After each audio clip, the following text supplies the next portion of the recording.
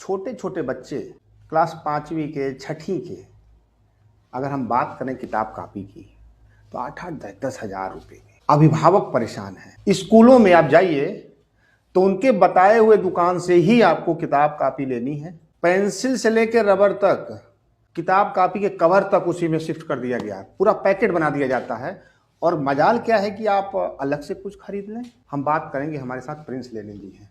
Sir, बहुत बहुत स्वागत है। पूरे मामले को, चूंकि अभी आपने पूरा सोशल मीडिया पे उठाया, किस रूप में देखते हैं और है क्या मामला?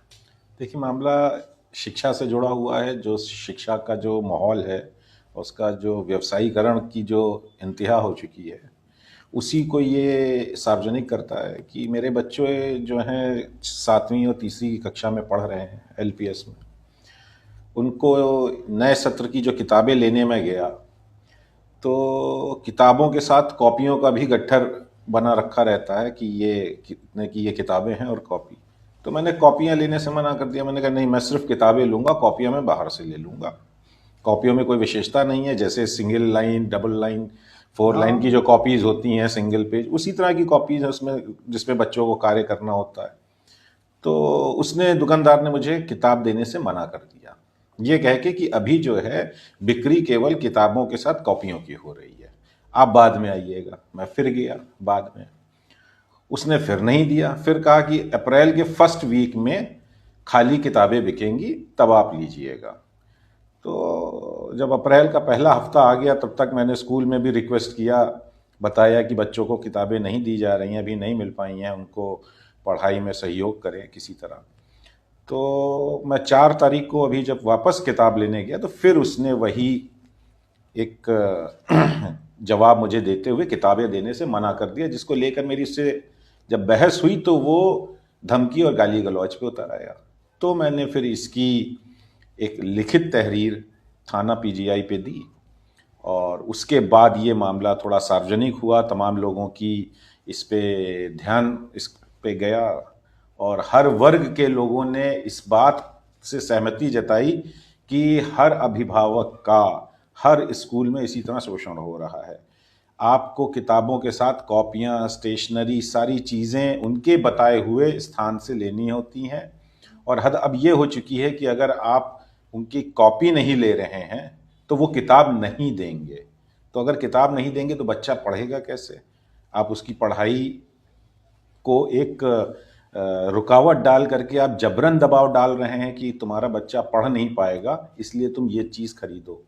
तो हमको एक कहीं ना कहीं आप बंधक की स्थिति में डालते हैं, कहीं ना कहीं आप ब्लैकमेल करने की स्थिति में डाल देते हैं, कहीं ना कहीं एक्सटॉर्शन, जहां हम आपके ऊपर प्रेशर डाल करके कोई काम, पैसा उगाही करते हैं। तो ये चीज़ें जब खटकी तो मैंने इसकी लिखित शिकायत पुलिस के समक्ष की है। उसके बाद से थोड़ा बहुत तो बदलाव आया है। अब किताबों के लिए बार बार आप देखिए कि फ़ोन आ रहे हैं कि आप किताबें ले लीजिए, ये कर लीजिए, शिकायत वापस ले लीजिए।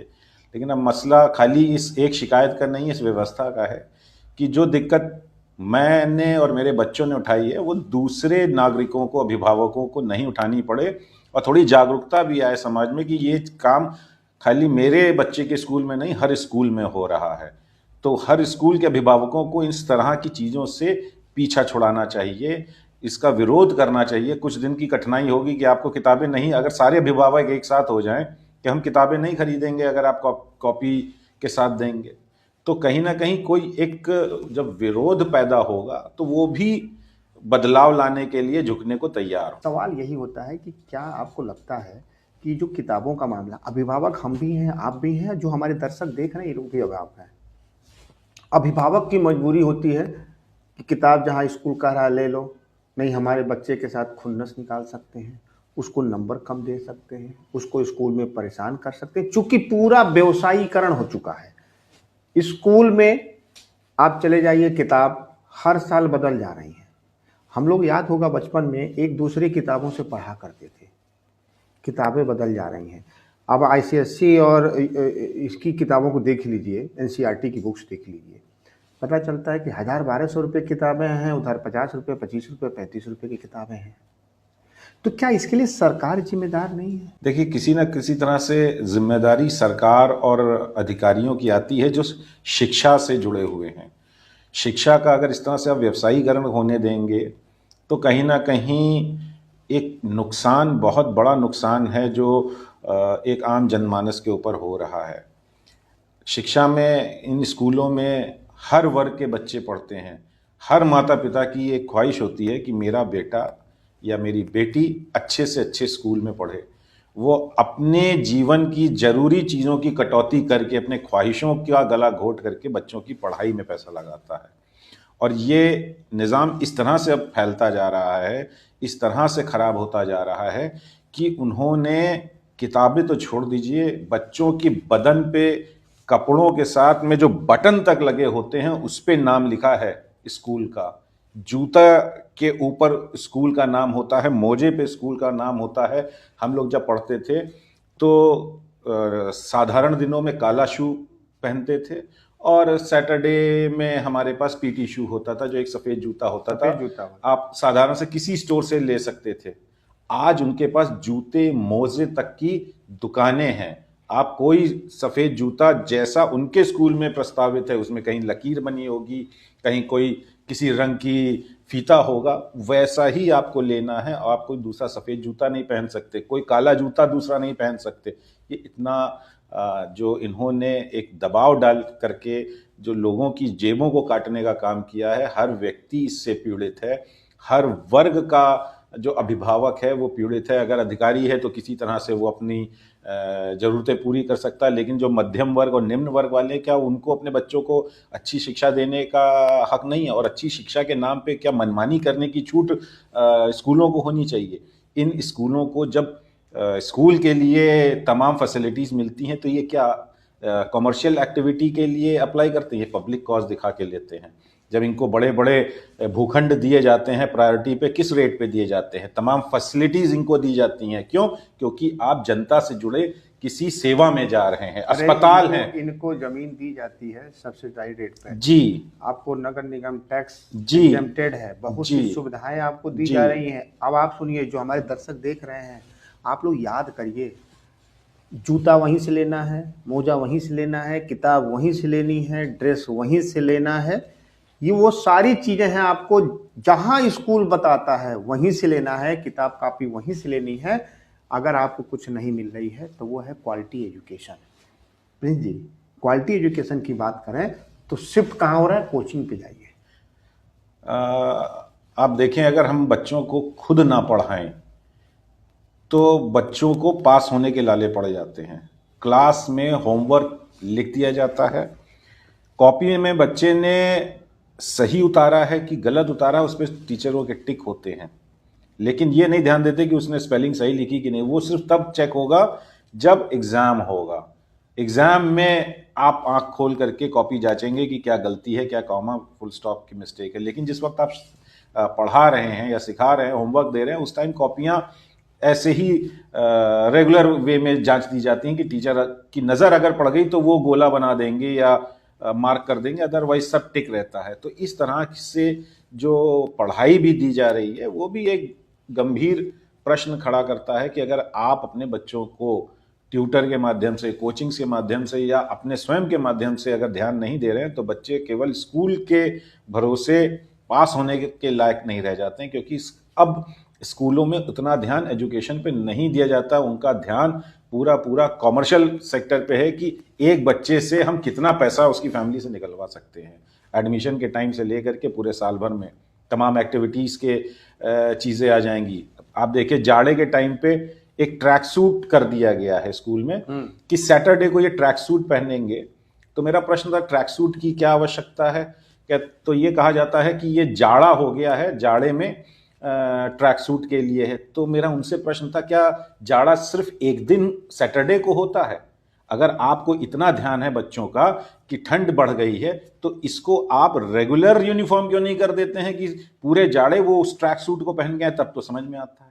तो वो किसी दिन के लिए कोई ड्रेस, किसी दिन के लिए कोई ड्रेस, इस तरह से दसियों प्रोडक्ट्स आपके ऊपर जबरन थोपे जाते हैं और एक्टिविटीज़ और ये तमाम चीज़ें हैं जिसपे पेरेंट्स बिना कुछ सोचे, बिना किसी थॉट के उनको इन सब चीज़ों की कंप्लायंस करनी पड़ती है, उनकी सारी मांगों को पूरा करना पड़ता है। आप ये नहीं पूछ सकते हैं कि इसमें खर्चा कितने का आएगा जो इतने का आप पैसा मांग रहे हैं। तो इस तरह से एक ये इंडस्ट्री है, एजुकेशन तो नहीं है, एजुकेशन इंडस्ट्री है जिसमें सिर्फ और सिर्फ पैसे से रिलेटेड एक्टिविटीज चल रही होती हैं। बड़े बड़े इन लोगों के कोष जमा हो रहे हैं, उससे ये बड़े बड़े प्रभावशाली लोगों को फाइनेंस करते हैं, जिसके बदौलत ये समाज में डटे रहते हैं। हर साल बड़े बड़े स्कूल है, मैं आपको बताऊं, हर साल नया कॉलेज खोल दे रहे हैं, अपने नया विद्यालय खोल दे रहे हैं। भाई आप कह रहे हो कि हम सेवा कर रहे हैं, किसके लिए कर रहे हो? खुद के लिए नया विद्यालय बना के, जनता से लूट करके। कदम कदम पर सरकारें क्या कर रही हैं? क्या सरकार की जिम्मेदारी नहीं है कि क्वालिटी एजुकेशन की बात करें? हर साल किताब क्यों बदली जाए? ड्रेस आप क्यों बाउंड कर रहे हो? आप बता दो कि इस कलर का ड्रेस होना चाहिए, वो जहां से चाहे बनवा ले या खरीद ले। बहुत किताब कापी हम बल्क में खरीद सकते हैं, किताबें हर साल क्यों बदली जाएं? बहुत से ऐसे सवाल है। आपको लगता है कि जो इस पर कुछ मिशन के रूप में चलाना चाहिए? देखिए, अब समय आ गया है कि इसके लिए एक रेगुलेटरी बॉडी की आवश्यकता है जो इन चीज़ों पे नियंत्रण रखे। आप हर सेक्टर में रेगुलेटर्स ला रहे हैं, चाहे वो हाउसिंग से जुड़ा हो, चाहे वो फाइनेंसेस से जुड़ा हो। बैंकों की मनमानी थी, आपके अस्पतालों की मनमानी है, बिल्डर्स की मनमानी, तो हर जगह आप रोक तो लगा रहे हैं, वो भी तो बिजनेस कर रहे हैं। ये तो एक शिक्षा का एक ऐसा इम्पॉर्टेंट फैक्ट है कि इसमें तो आपको आवश्यकता से ज़्यादा ध्यान देना चाहिए। तमाम देशों में देखिए कि किस तरह से शिक्षा के स्तर को वो कंट्रोल करके रखते हैं, मनमानी नहीं होने देते हैं, गुणवत्ता पे ध्यान देते हैं। यहाँ शिक्षा की गुणवत्ता से कुछ लेना देना नहीं है, सिर्फ पैसे और पैसे की उगाही है, और ये पैसा ऊपर तक पहुंचाया जाता है। जो स्कूलों कॉलेजों के जो मालिक हैं वो कहीं ना कहीं राजनीतिक दलों से जुड़ जाते हैं, उनको पैसा देने लगते हैं, इसलिए उनको छूट मिली रहती है, अधिकारी वर्ग को कार्रवाई से रोका जाता है। ज़्यादातर तो स्कूल राजनेताओं के ही हैं, ज़्यादातर स्कूल हैं, हर दलों के लोगों के स्कूल हैं। शायद ये भी एक बहुत बड़ा कारण है कि इस पर एक्शन नहीं हो पाता है, चूँकि पूरा मामला शिक्षा का नहीं, शिक्षा से अलग हट के व्यवसाय का हो गया है। तो क्या लगता है आपको, सरकारों से उम्मीदें तो की जाती हैं कि निर्णय सरकार को लेने हैं, लेकिन अब चूंकि एक जन आंदोलन के रूप में अगर निकल के आता है तो शायद हो सकता है सरकारें इस पर चेतें, लेकिन माननीय न्यायालय का बहुत बड़ा रोल होता है।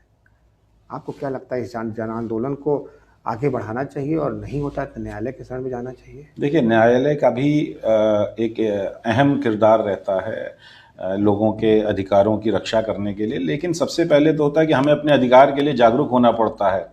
जो जनता है, अगर जब तक वो नहीं जागरूक होगी तब तक का न्यायालय भी कहाँ तक प्रभावी रहेगा। आपको स्वयं अपने लिए, अपने हितों के रक्षा के लिए, बच्चों के हितों की रक्षा के लिए आगे आना पड़ेगा। इस सोच से उबरना पड़ेगा कि अगर हम कुछ बोलेंगे तो स्कूल ये कर देगा तो मैं क्या करूँगा, मेरा बच्चा कहाँ जाएगा, कितनों के साथ। अगर सारे अभिभावकों ने एक साथ आवाज़ उठा दी तो ये स्कूलों को बंद करना पड़ेगा, इन स्कूलों को अपनी चीज़ बदलनी पड़ेगी। लेकिन ये जो एक सोई हुई जनता है, एक हर कोई सोचता है दूसरा कोई शिकायत करे, दूसरा कोई आवाज उठा। तो निश्चित तौर पर सर, आपने जिस तरीके से बताया एक जन आंदोलन का रूप ले लिया है, और जो हमारे अभिभावक देख रहे हैं, आपके लिए मैं कहूंगा बिल्कुल डरने की जरूरत नहीं है। आपके बच्चे का कोई अहित नहीं कर सकता। अरे आप जरा सोचिए, इससे अहित क्या होगा कि आपके ऊपर आर्थिक भार डाला जा रहा है, बच्चे को एजुकेशन के नाम पर वसूली की जा रही है। आवाज उठाइए। जब आप जन आंदोलन के रूप में इस पर आवाज उठाएंगे तो निश्चित तौर पर कुछ न कुछ क्रांति होगी, क्योंकि इतिहास गवाह है, जब भी कोई ऐसे मुद्दे आए हैं जनता आगे बढ़ के आगे आई है और रिजल्ट भी आया है। बहुत बहुत धन्यवाद सर आपका।